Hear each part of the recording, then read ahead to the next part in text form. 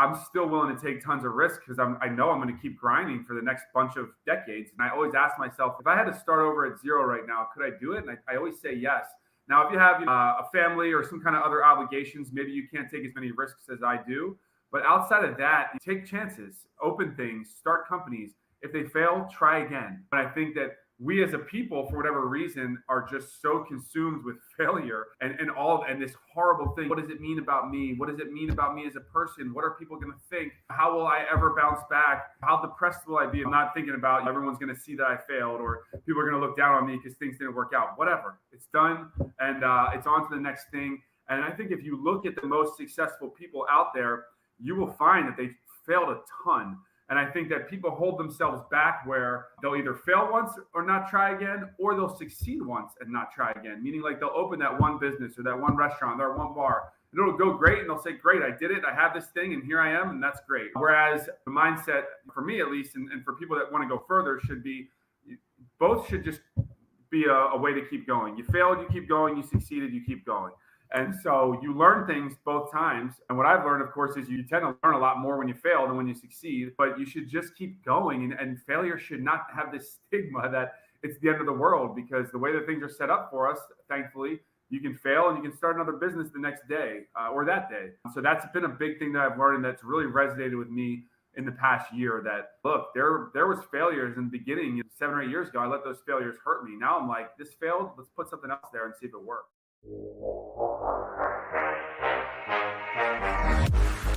You're listening to Slick Talk, the hospitality podcast, a podcast for those who are in and around the hospitality industry who love, live, and breathe what they do. You can join us for candid and unscripted conversations with hospitality experts and founders as we go deeper into their personal stories while they're sharing their triumphs and trials that got them to where they are today. I'm your host, Will Slickers, and you're listening to an episode of Slick Talk, the hospitality podcast. Now, let's begin.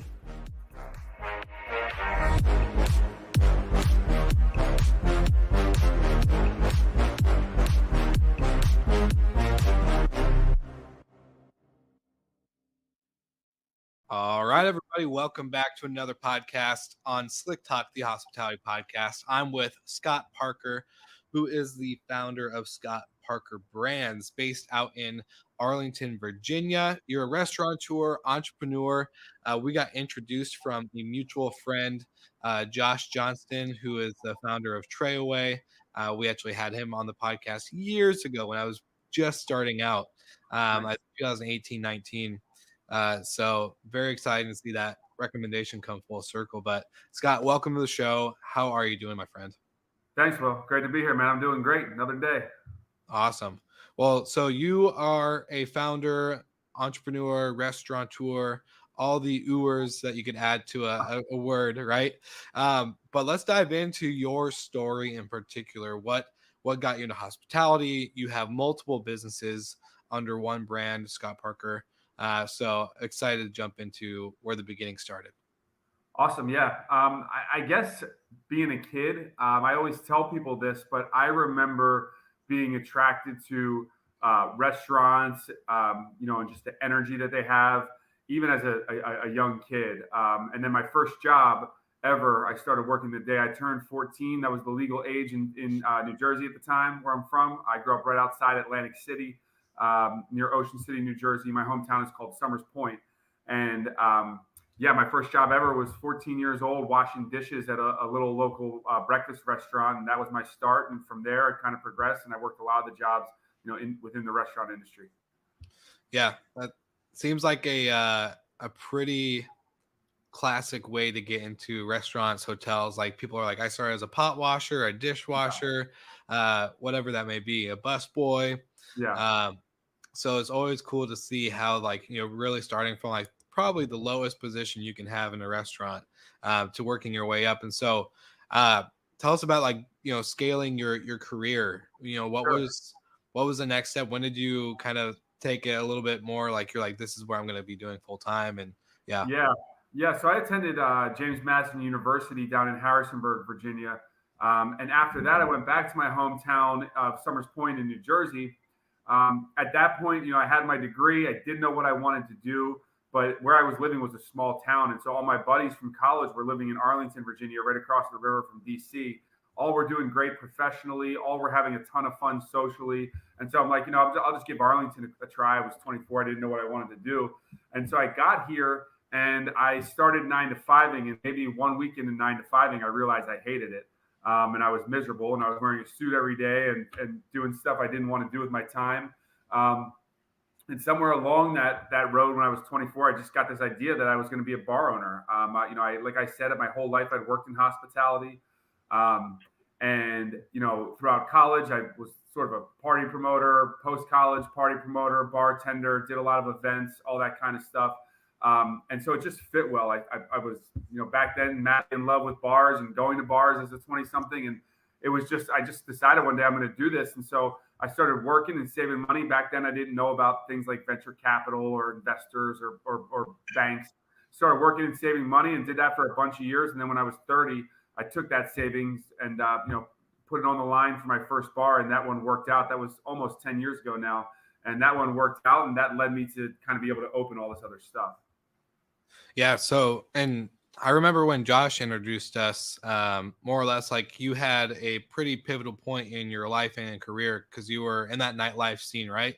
Yeah. And then kind of getting caught up in all of that. So Yeah. what was the story behind all that? Give us some detail. Yeah. So this May coming up, I'll be 12 years, off drinking. I started when I was 17. I quit when I was 27, and it was just a rough ride, man.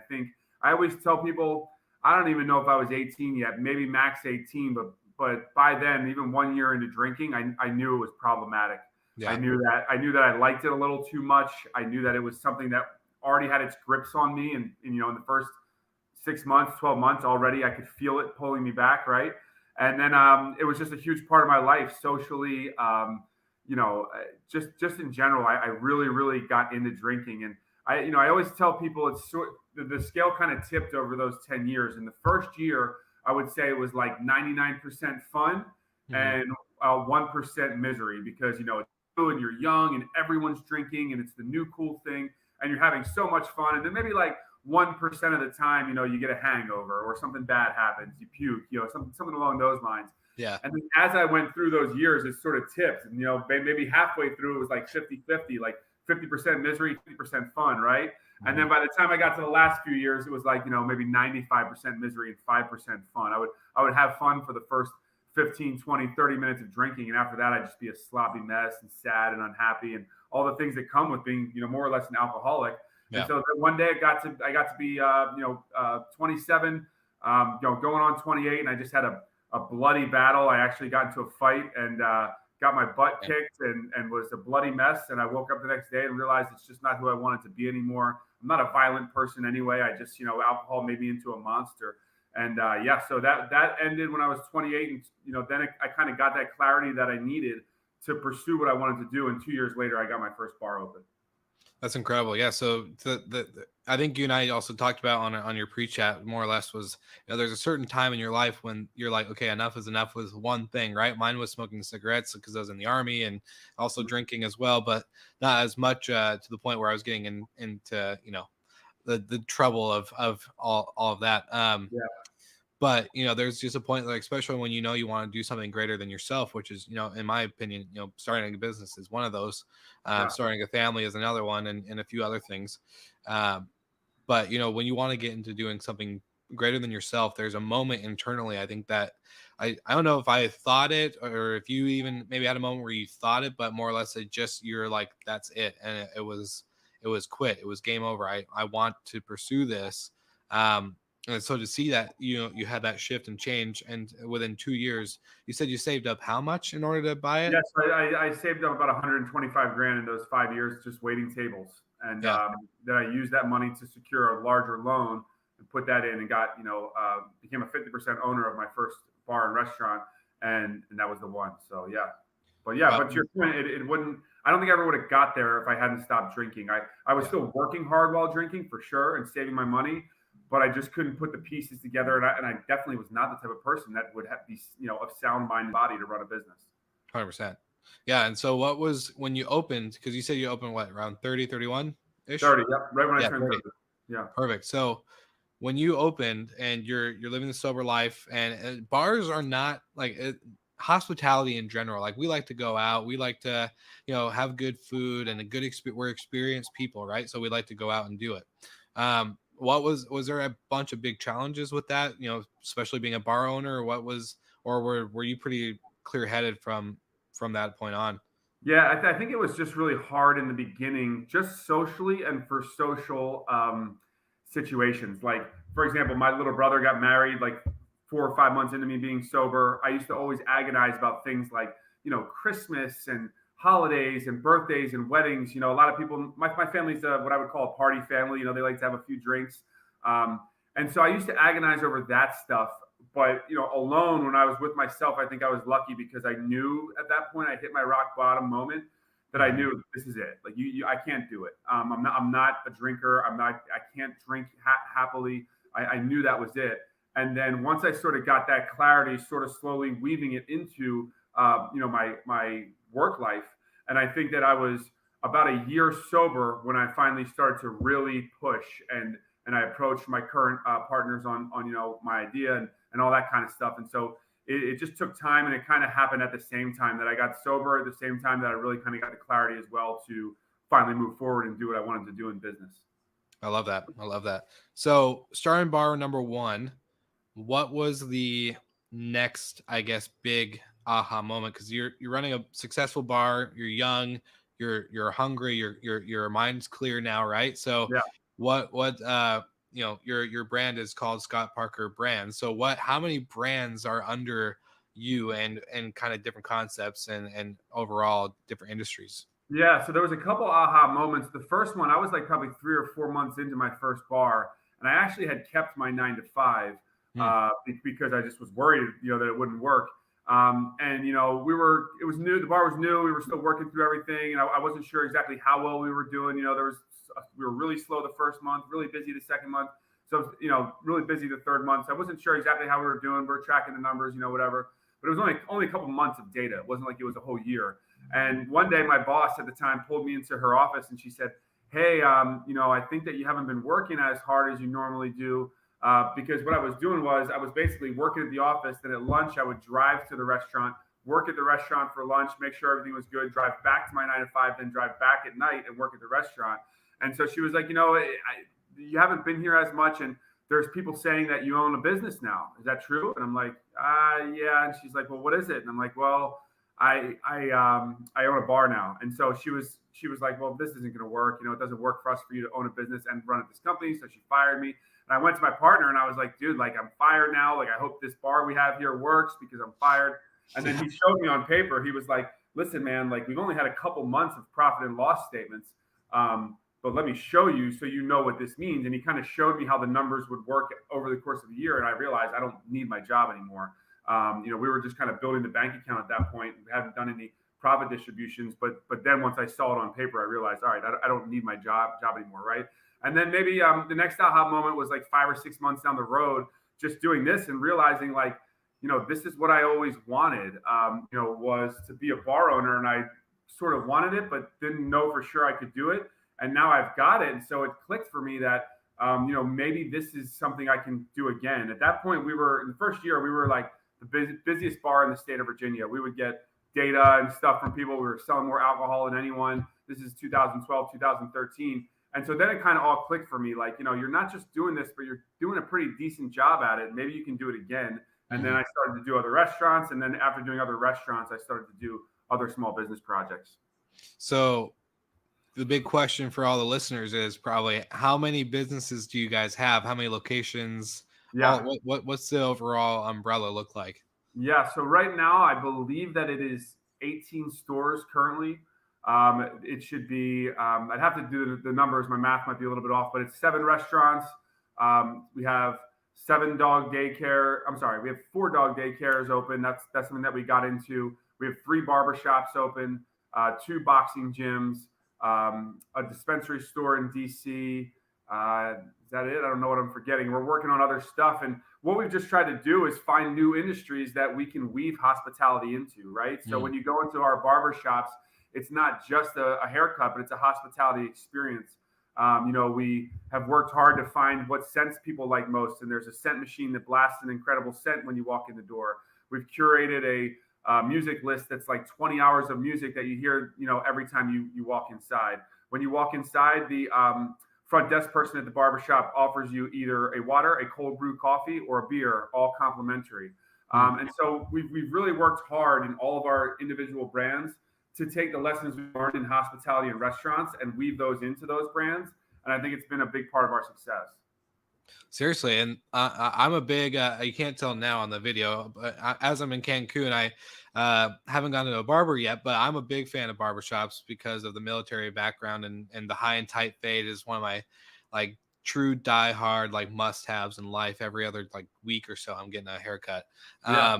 And I love those barbershops where you just walk in, it's good conversation. It's that even the offer, like I don't like to have a drink while I'm getting my haircut, but the offer of water, coffee, beer, like all the above is incredible just to have as an option, right? Yeah. And I think it's hard to, from what the sounds of it, is hard because in my opinion, it's hard to make a retail experience hospitable, right? It's usually very transactional, especially not as much as restaurants, but when you're talking about doing barbershops and other things like this, like normally it can be pretty transactional in that sense today. So that the fact that you guys were able to kind of see that you can change that up a little bit with the scent and the complimentary this and just making it a better off environment, I think is really incredible.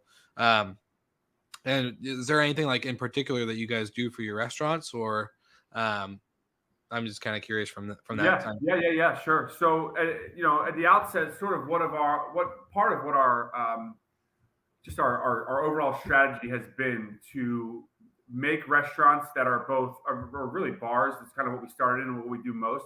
Make bars that are super fun to party at, but also that have a really good dining experience. For sure. So with a lot of our places, you can go in there at 5 p.m. on a Tuesday and find the business crowd in there having drinks after work. You can go in there for lunch on a Thursday and again find the business crowd.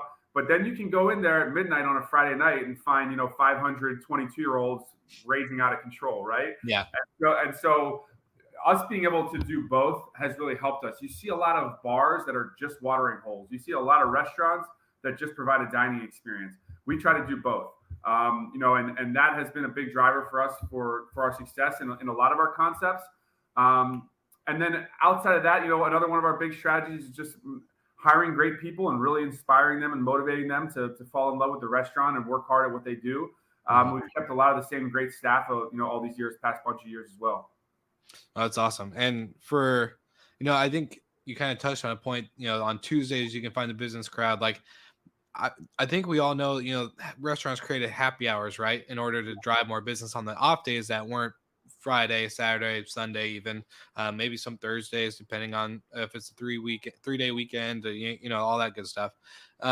So I like that you addressed that. So for you guys, when it comes to, I guess, downtime or slow time or whatever that may be, what's a big like driver change a change maker that you guys have implemented into these concepts? Yeah, sure. So we'll try to find just little outside the box ideas that are sort of basic, but we haven't seen much before, and then throw them in so it's something new for people. I give you a very random example that I think all people will understand. So everyone's seen the beer towers. They were a lot more popular probably 10 or 15, 20 years ago. You go in, you buy a beer tower, you have a little tap on it, and you and your friends, drink the beer tower. So what we did at one of our restaurants, Don Tito, it's a 10,000 square foot taco and tequila bar, with a big rooftop. There we started mimosa towers. So at brunch, instead of getting a beer tower, you and your friends can get a mimosa tower. It's just a little bit more fun than just getting the glass to drink it out of or the champagne bottle that everyone's seen a million times, right? Yeah. And so my partner, Nick, he came up with this idea to do these mimosa towers where it's essentially these beer towers, but it's full of mimosa. And even just something basic like that, it's very, it's not like it's this, it's not like we reinvented energy or came up with some incredible new tech. It's just taking what's already being done and changing it. So we've tried to do stuff like that, and we've, little things into our experiences that are different, and people really take to it. Yeah. And does a lot of that change by destination and yeah, maybe even depending on concept outside Yeah. of yeah. Yeah, it definitely does. It's a great question. So, like, I give another example on that. We have a restaurant called Barley Mac that's probably one of our nicer, if you will, concepts. It's more of just the seated dining experience, casual American restaurant. There's no party scene there, that sort of thing. Try to obviously, blow up your brunch business, pack it in, but it just got too out of control. I mean, it was getting packed for the deal. Everyone likes a penny mimosa, right? It's more or less free. But it was getting out of control. People are getting drunk. Next thing you know, people are blacking out. We have someone get sick in the bathroom. And so it's like, we can't bring sort of our party bar atmosphere into some of our restaurants. It doesn't work. And Yeah. so actually just this past week, we had a meeting. We're like, all right, that's it. Enough is enough. We're switching to, $15 champagne bottles, which is still really affordable, but it's not a penny. And we switched to that, and we didn't have any drama or drunken debauchery at brunch this past Sunday. But stuff like that, we got to watch that we don't mix the venues too much. For sure. And did you have a lot of the repeat guests come back and be like, "What the heck? I'm here for the penny." Well, that was a concern. That's always a concern. You Yeah. give guests this incredible price and you take it away, they freak. And so what we did was just have our manager reach out and call them for last week, and for the next few weeks we'll just reach out to folks and say, hey, just so you know, if you book the penny mimosa, we don't have it anymore. But yeah, so that's what we'll do. Hopefully they can understand why, because that's a big it's a big thing to take on every Sunday if you're having to deal with that type of chaos. And it's cool, like if you don't really think about it, but if you have normally a party, good go-getting atmosphere for a Friday night or whatever the event may be, but then you bring it to a more casual sit-down restaurant with no party life like that, but they do get, like, business people like to go out. It's mostly a write-off for a lot of companies. It's taking client lunches or brunches or dinners, and they have fun, and that's when a lot of deals get made, networking, all that good stuff, right? But it's funny to see that the two can collide in that way, just from an outside perspective. But yeah, so I guess for you, now that we kind of get the whole umbrella, boxing gyms, barbershops, restaurants, bars, I guess your biggest takeaway in the space, or as a founder in general, creating so many things, like, obviously that's a lot of work. It's like me having 18 homes that I'm running by myself, and having cleaners and maintenance people and all that stuff. So I guess what's been the biggest takeaway as you built this empire of different brands and different segments of experience, right? Yeah, one thing I've been talking to people about recently, because they see, I announced recently that I'm going to try to add 15 stores this year. We'll see if we make it. I think we'll get at the very least 12 or 13 open. I don't know if we'll get to 15 this year, but what I've been telling people is just keep trying and keep opening. If you have an idea, launch it. Failure is not as bad as it is cracked up to be. And in the beginning, I used to worry so much about it. And then, of course, over time, I mean, we're opening so much. We're trying so many different things. We're not going to be successful at everything, not even close. So stuff is going to fail. And I think I've realized in time that that's just not a big deal. As long as I should say that with a caveat. As long as you're willing to try again and work hard, it's not a big deal. I'm at a place where I'm coming up on 40 this summer, and it works.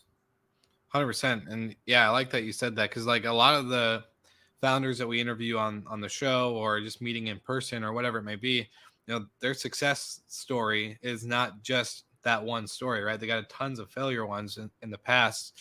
I personally had a failed show for an event company. I was 19. I took on way too much debt. I had no idea how to compete with Uber. And I had no idea what the hell I was doing. More or less, I just liked hanging out with people, and I liked taking them places because it was fun. But at the end of the day, complete failure. It took me years to recover from that. And so I think, a lot of people are, and I don't know about you, but did you ever struggle with other people's opinions on your life and how you should live? The expectation of, Scott needs to be, my expectation growing up was Will's called to be a pastor. So he's got to be in church. He's got to be a pastor. He's got to do this stuff. And a lot of people, I don't think, are fully cleared to recognize that self-awareness of shoot, that's somebody else's expectation on my life, not my own. I agree totally. And I think going to college kind of really brought that up, because when you go to college, the only thing people want to know is, at least back then, now entrepreneurship is a lot more popular, but at least in 2005 when I was graduating, all people want to know is where you're going to work, what's going to be your career, what do you want, what job do you want to have. I was an English major, so the question was, oh, so you're going to be a teacher, right? And we as a people, for whatever reason, our whole lives, we are born and raised to be one thing: be a firefighter. You know, when you're a kid, be a fireman, be a doctor, be a firefighter. But it's one thing. They don't say, like, when you're a kid and you're 5 years old, they don't say, like, hey, you should be a firefighter and a doctor and start your own company, right? Because we're designed. The whole system is designed to put us in these boxes. So yeah, I thought about it a lot along the way. I definitely struggled with what people thought, for sure. When I first opened my first restaurant, all I heard was all restaurants fail, 99% of small businesses close in 2 years, but all the things you hear, right? And now it's funny. Then I succeeded once, and then I would hear from people, well, don't try to roll it out again. Like, but you're going to be too spread thin. You're going to all this other stuff. And we did it again. Then when I left the restaurant industry, people would say, like, you're going to do dogs now? Like, what do you know about dogs? Like, like, and then when I moved on from the dog industry and did something else, they're like, well, don't you think it makes more sense to focus on one thing instead of trying to be good at everything? So, like, the bottom line is people are kind of either doing one of two things. They're either regurgitating things they've heard before from a million other people that now has become law in their mind, like stick to one thing, or businesses fail. It's either that, or they're basically just saying that, you should slow down, that you're doing too much. You're not, you should be one thing. And so it's like, I don't, I think that we all deal with that on some level, and it's just how much it gets into our psyche. But now I'm at the point where I'm just realizing, like, okay, I did pretty well in food and beverage. We're doing great in dogs. Our boxing gyms are on fire. The barbershops are packed. Like, I'm not saying I can take over the world, and I'm not, a technical guy. Like I said, I'm not going to go out and try to create the next Tesla or the next Apple. But I do spend a lot of time thinking about what can I do next, and what else can our teams do. And why should we limit ourselves? Why should we say, oh, we can't go into that industry, or we can't go into this industry, or because that's all people try to do to me, and they were all wrong. And so it's like, going forward, what am I going to listen to? The world and their opinion, or me and my own opinion? I'm the one these past, 15 years being here in the DMV area. I'm the one that's had to do all the work. I'm the one that's had to take all the chances. I'm the one that's had to fail. I'm the one that's had to go through all that tough stuff. And I'm the one that believed when no one else believed, right? And so I look at it now and I think to myself, like, if someone's going to tell me, this is a bad idea, or that's a bad idea, or whatever, it's hard for me to listen now unless it's someone I really feel has been there before and done that and realized those things. But, that you hear the saying, man or woman in the arena, whoever's in the arena is the one in there fighting the fight. But then they've got 10,000 people outside the arena watching the arena and giving their comments, but they're not getting in the battle, right? Yeah. They're not getting punched in the face. Yeah, exactly. They're not getting punched in the face. They're not throwing the punches. They're not getting tired. They're not getting knocked down. We are. And so it's gotten to the point where I've just been always now starting to ask myself, do you feel this can work? And are you willing to go through all the bad moments and all the pain to get it to the place it has to be? And if I can say yes to both of those things, then I'm going for it. For sure. And a question that's kind of popped in through my head is, do you guys have like an internal team that just always works with you on every business, and then you disperse different teams to each one? Or do you have just start a new team every time and then, off to the next? What's that kind of process like for you? Yeah, man. So people always ask me that, and it's a great question because we do so many different things.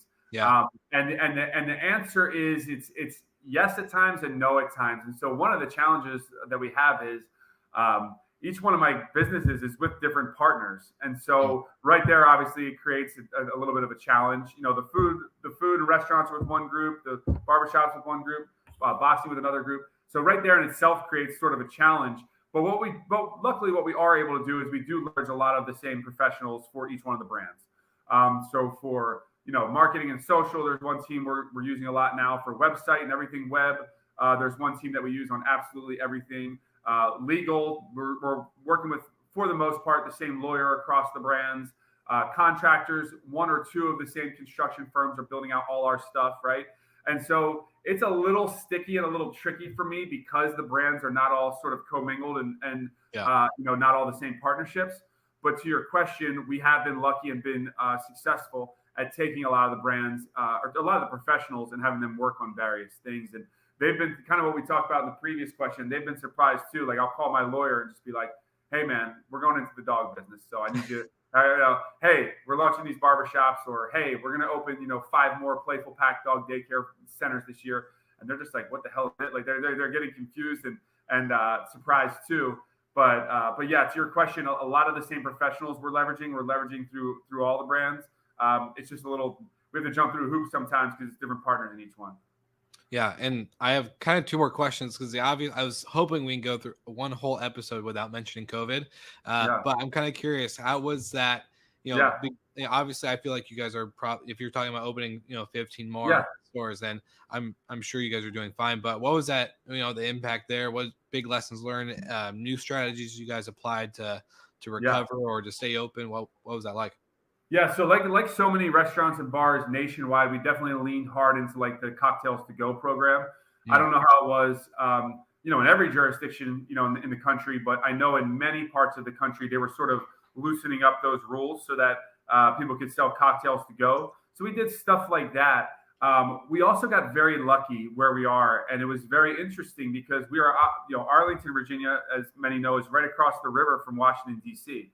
Um, but obviously, they're 2 different areas, 2 different rules, 2 different, everything is different with how politics work. And what was so interesting was DC shut down aggressively and it shut down hard. And that shutdown stayed for a long time. Virginia shut down for, I don't know, a month or 2, and then it loosened up pretty quick. It's a, business friendly state, that kind of stuff. And so it was just a bizarre thing because we have all these Arlington restaurants and bars that, frankly, even 2 or 3 months into Corona, were packed with 20 and 30 somethings drinking and getting after it. And then right across the water in DC, you have everything shut down. yeah. And so all my friends in the industry over in DC, and then even the properties that we own in DC too, we're just going crazy. Like, man, we're getting killed here. And then the Virginia bars and restaurants, for better or worse, luckily for us, we're in some cases thriving. Now it depends on what they were. So I'll give a couple of examples. But my bars that serve mostly that younger crowd, they were packed. Even the summer of 2020, they were packed, no question. The restaurants that serve the business crowd were dead, and some of those are still hurting. We have one restaurant that I referenced early on in the program, Barley Mac, and Barley Mac serves. So I would say like 70 or 80% of our business at Barley Mac is either corporate lunches, corporate happy hours, corporate events, big corporate dinners, whatever, call it what you want, but the business crowd is like 70 or 80% of our business, right? Sure. And if people are not in offices, we're struggling. So that's only 1 or 2 of our properties, luckily, that are still going through that, and they are truly just going through it because of office. Nothing else has changed. If offices come back, we'll do great again. But that's kind of where we are now. Outside of those 2, knock on wood, for the most part, everything is profitable right now. Some things are barely profitable. The great majority of our properties and companies are doing pretty well, and then a bunch are doing extremely well. We're obviously super thankful for that, and humbled by that. And Corona taught us, and kind of what you and I were talking about 5-10 minutes ago. Corona taught me that the world is going to explode in your face no matter what you do. So why not take chances and hope that they work out? And if they don't, you deal with it, right? Yeah. And Corona really woke me up to that. I had I actually had a guy I knew that was 27 years old that died from Corona. We had a barber. Then we also had a barber who was a recovering addict, and being at home was really bad for him because he wasn't busy. He relapsed and died in like the 2nd week in Corona. So we went through it. I went through it personally, and it kind of just woke me up. Corona really made me realize, as an operator and as a person, that the old cliche that life is short. We're all going to be gone soon. You might as well live the life you want. You might as well take chances, because even if you don't take chances and you play it slow and safe, something like Corona can happen and crush your world anyway, right? Yeah. And so, having that stuff happen early on in Corona, and it was kind of an awakening for me that, like, I'm almost 40, in another, knock on wood, in another 40, 50 years, in the best case scenario world, right? I'm going to be gone. And so if I don't take chances now and do the things I want to do, then what the hell am I here for? And so, Corona just made me realize all that, and it really pushed me to grow faster and bigger. Yeah. And I recently heard a more of like a Cheers quote, more of a kind of give a final word on an event or something, but it's more or less like, the goal in life is to die as soon as possible, late as possible, in the sense of like, we want to die, like live to the fullest, but die delayed. It was some kind Yeah. of Yeah. comment on that. I wish I knew it and didn't butcher it on an episode where we're recording. At the end of the day, like that made so much sense to me. I was like, that's so true. Like at the end of the day, just live to the fullest, and hopefully that you make it long enough to see everything all the way to the end. And so, yeah, I think a lot of people did have that wake up call, and unfortunately, I'm sorry to hear about your your staff and all that. But no, it's very. Yeah, that's pretty much like the lesson I think of COVID in general. You had so many people. The great resignation was due to the fact that people woke up and were realizing they were not happy. They're tired of doing what they're doing, and they wanted to do something that gave them more purpose. And so, I'm thankful for that part. And I guess my final question for you is, creating so many different businesses inside different industries, tying probably a lot of similarities in how you guys operate and look at them, and the perspective is, but like, what's your business plan up? Like, what's from, idea to execution? What's that look like for you? Because I'm genuinely fascinated about how you can be opening up so many different things and concepts. Obviously, there's the power of delegation, right? You got lawyers, you got marketing, you got web. So you're focused on what gives you energy or what you're good at. But what does that process look like for you? Yeah. It's the first thing that I think people do when they want to start a new business is spend a lot of time getting excited about the idea and coming up with all the reasons that it's a good idea, right? People are like, oh, this is going to be so sick. There's not enough pizza places in this town. And, my cousin's a chef and it's so good for this reason. And we're going to kill it. And I know how to get the money. And like the next thing you know, they're so drunk on the idea that they don't even realize the reasons it's not going to work. So we kind of try to do a little bit of both. We go over the idea and all the reasons it's going to work, but then, and this has been kind of a struggle for me at first, not anymore, but a struggle for some of my partners to do it first because it doesn't feel good. And that exercise is, well, let's spend the next hour coming up with the biggest list possible for all the reasons that this is going to blow up in our face and not work, right? Mm-hmm. And so we'll do that too. And after we've done both of those, then we kind of just leverage the two lists of, all right, here's all the reasons it's going to work. Here's all the reasons it's not. And then lastly, which one of these lists is more powerful, right? And then lastly, do we have the resources, the money, the people to get it done? And can we compete in a certain area? So we take the two lists and we look at it and we say like, all right, the list for why it's going to work and how it can work is so much bigger and more powerful than the list for, why it won't work, or the list for why it won't work, all those negative reasons that it won't work. We've spent enough time going through that to know that we can overcome that one. We can overcome that one. This one's going to give us trouble. This one's no problem. Let's take this. And then next thing you know, by the end, all right, there's only 2 or 3 reasons that this won't work. And we think we can get around those. So if the list of all the reasons that it's going to work is so much bigger and more powerful than the small list of reasons that it's not going to work, then we know we have something there. And then it becomes a resource game. Who are going to be the people? Who's going to put the money in? Where is it going to be? What's the competition like around that area? And then from there, we start to slowly roll it out and figure it out. And, for us, it's just been a process that helps a lot. I personally have definitely been guilty along the ways. Let's say at this point, I've opened maybe around 30 things, and maybe there's been, 4 or 5 like straight failures out of those 30. Like they just didn't work at all. And in the beginning, I think we weren't doing that enough. I think we were drunk on our success, and we were drunk on our excitement. Like, when I first got my first bar, and it was like the busiest bar in the state of Virginia, I thought I was going to do it 100 times. I'm like, oh my God, I figured it out. We're going to have 100 of these bars. And then the second place we did was a tiny little steakhouse, and it was like, it wasn't working. And I'm like, well, I guess I'm not going to do 100 of these. And I think we referenced that earlier on in the show, is that success can make you foolish, man. You start thinking that you're on top of the world. You're like, if I did this, I could do this a million times. And I learned the hard way. It's not that way. But to your question, we'll really try to beat ideas up instead of just get excited about them. And that can be hard because, as any entrepreneur, business owner knows, when you're launching something new and you don't know if it's going to work, you need a lot of stamina and you need a lot of blind belief, because all entrepreneurs need blind belief because they don't know if it's going to work. So they have to believe it does. No one else does yet, right? And so for us, spending that time to, it just doesn't feel good to have an idea that you're excited about and then spend an hour writing all the reasons it's going to fail and you're going to end up miserable and you're going to lose money, you're going to lose time, you're going to lose credibility, all those things. But doing that can really be a good exercise for us going forward. And that's what we do. And so again, if we take the two lists, and the list of why we should do it is way bigger than the list of why we shouldn't do it, and we have the resources and the people and the passion to make it happen, then we go for it. If we don't, we don't. Yeah.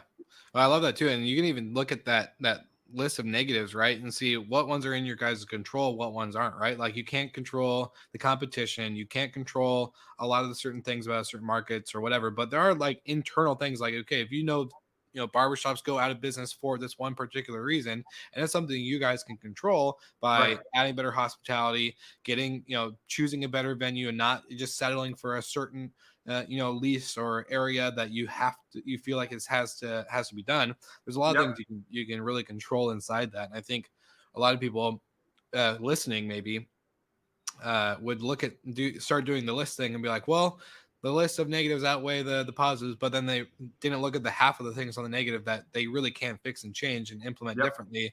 And then make it, instead of half of or a double the longer size of the positives, you can cut that in half and make it more of a positive than anything.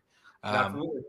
Yeah. So that's very interesting and exciting. And it kind of makes me want to go start, 5 more different concepts and it's probably not right now, but in the future, once we get there.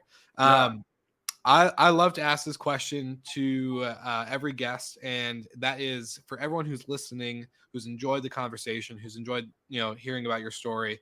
What's the one place you'd love to send them if they had one opportunity to click on anything?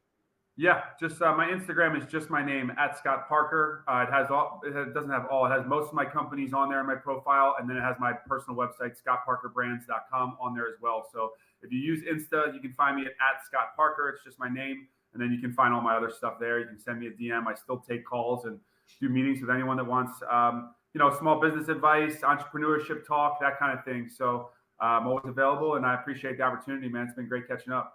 Of course. Yeah. I just want to say thank you for being on the show. And then, of course, to all you slick talkers out there that are listening, you go ahead, like and subscribe to everything Scott Parker. Follow him on Instagram. Follow all the businesses there. And, of course, we'll see you all again next week.